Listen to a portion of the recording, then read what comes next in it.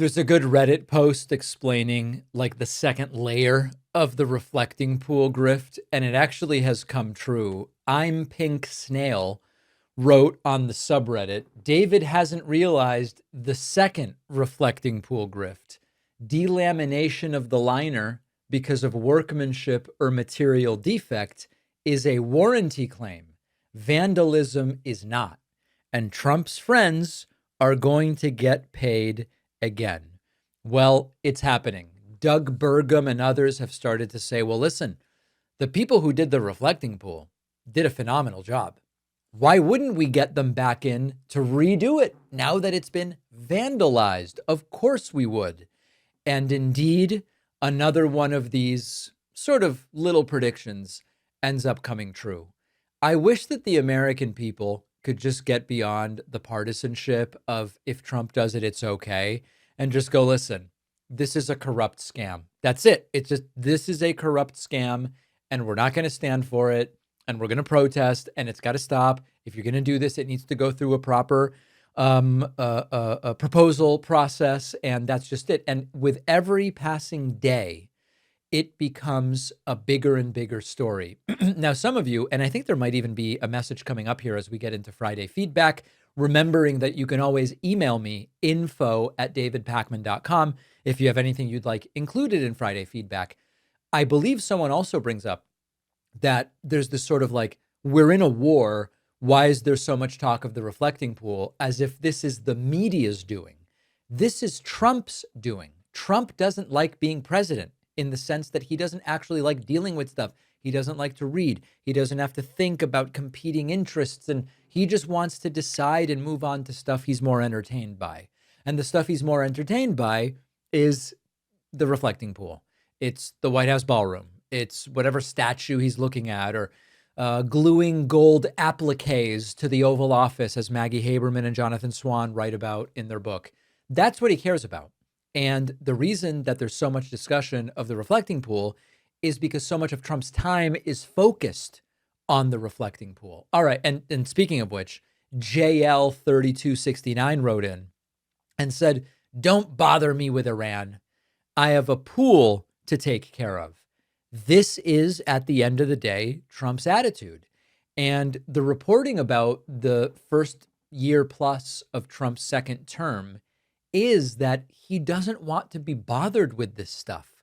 And in Regime Change, the book, Maggie Haberman and Jonathan Swan, I just finished the book, have a lot of specific examples of Trump doesn't have the patience nor the interests nor the attention span in dealing with what presidents need to deal with. It's not a good fit of a job for him, is the way that I would be able to say it. Now, maybe something is turning at the national level.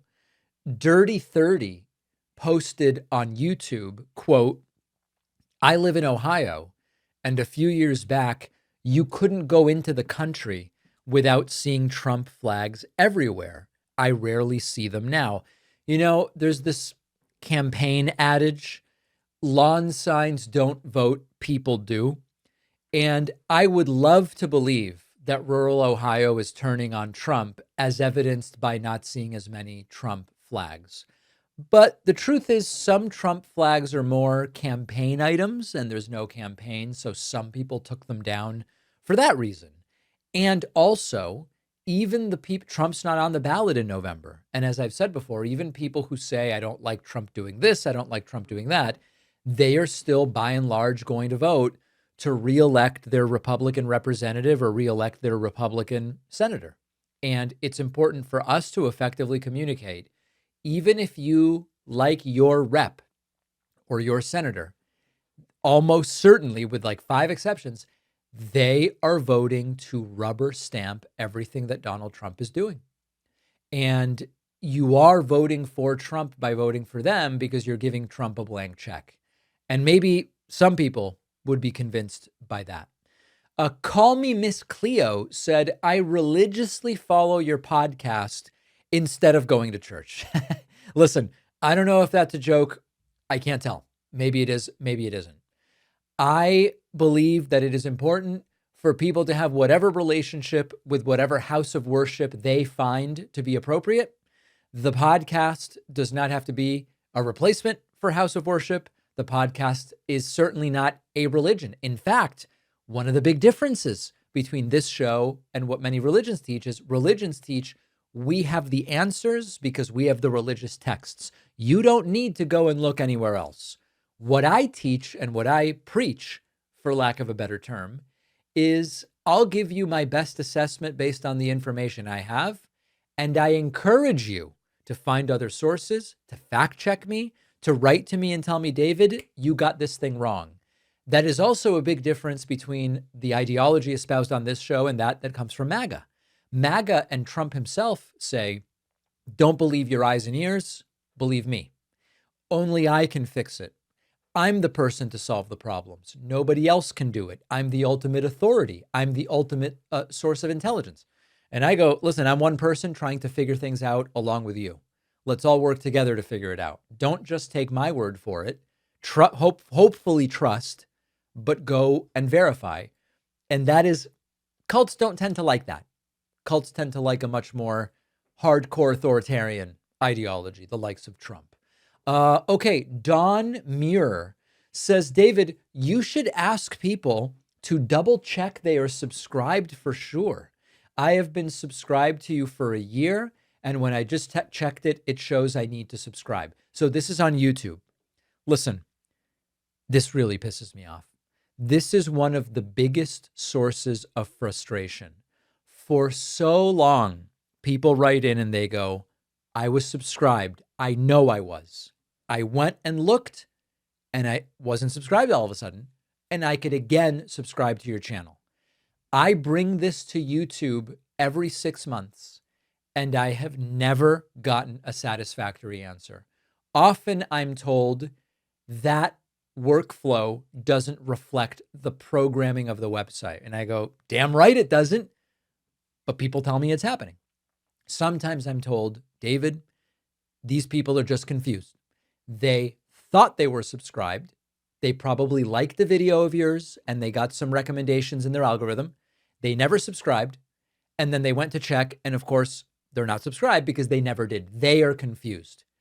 But I get thousands of messages like this from people saying, I was subscribed and all of a sudden I'm not. And the latest answer I've gotten from YouTube is, we're going to address this in a forthcoming workshop, a workshop that has reportedly been in the works for months. I don't have an answer. All I know is as long as I've been doing this, I've gotten thousands of emails. And for every person that writes in, there's 100 more that don't with the same issue from people who are convinced they were subscribed to my channel for a long time. And all of a sudden they are not. I don't know what else to say. It's just happening too frequently. All right, Combo Nickel writes in and says, David is getting swole. I usually listen to the podcast, downloading it on my phone, so I don't often see David on YouTube. David has 100% put on 10 or more pounds of muscle since I last saw him on YouTube several months ago. I see you, David. You know, I think I've put on like 4 pounds of muscle. 10 is a little bit of an exaggeration. I think 4 pounds of muscle. And some people have noticed I got to go up a size on my t-shirts. I really appreciate everybody who is so closely following all of this. But yeah, I don't know anything about 10 pounds of muscle. And on the subreddit, Richard Rowe says John Stamos is apparently a fan. On a lighter bit of news, dude just briefly mentioned in passing that Pakman was one of his favorites on the latest Love It or Leave It episode. Completely random and unexpected. Not sure about the crossover audience for Pod Save America and the Pakman Show, or if people here are too young to even care about or know who Stamos is. Yes, so when that happened, I'm in touch with more what we might call celebrity types than I talk about on the show, because out of respect for them, they're not all publicly political. And I wouldn't want to out someone if someone has a business, for example, that depends on not being political. If they're not willing to say political stuff publicly, then I don't out them. But Stamos is someone who I've been in touch with for a while. And it was awesome to hear him say that this show is one of his favorites on the Love It or Leave It episode. I think that was great. A bunch of people saw it. Very cool. And I did, when I moved to the United States, one of the shows that I would watch I actually would watch a lot of different shows, including what were the Fresh Prince of Bel-Air, and I would watch. I liked Family Matters, and what else did I watch? All sorts of different shows. In any case, Full House was one of those shows, and so I grew up watching Stamos as Uncle Jesse, and it was great to hear that he is a fan of the show. Jason wrote, Pakman can have the last meaningful interview with Trump.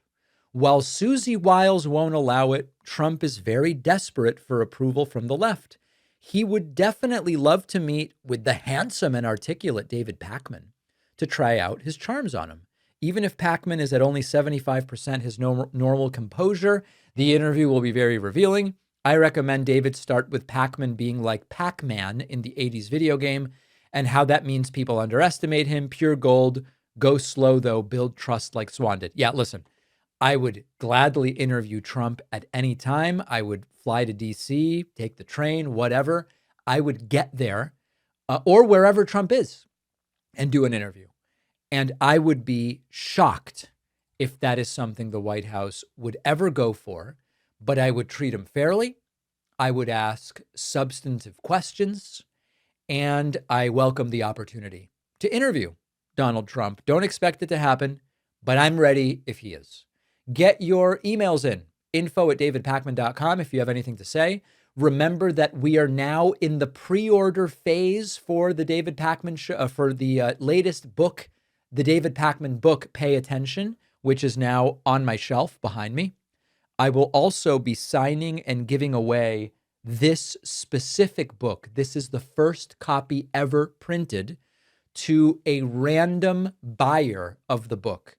All formats qualify. If you would like this book, pre-order the Kindle version at davidpakman.com/attention. Pre-order the audiobook. Pre-order the hardcover book. Pre-order a signed copy. Email me, info@davidpakman.com, and say book raffle, provide your proof of purchase. And on the day that the book comes out, we will pick someone. I will dedicate this book and the #1 copy of my first book, The Echo Machine, and send both through the mail to the winner. Very exciting stuff. We will see you on the bonus show. Appreciate you watching. Stick around for this next video, and don't forget to hit subscribe so you actually see our uploads. You can also catch the full podcast on Spotify and Apple Podcasts.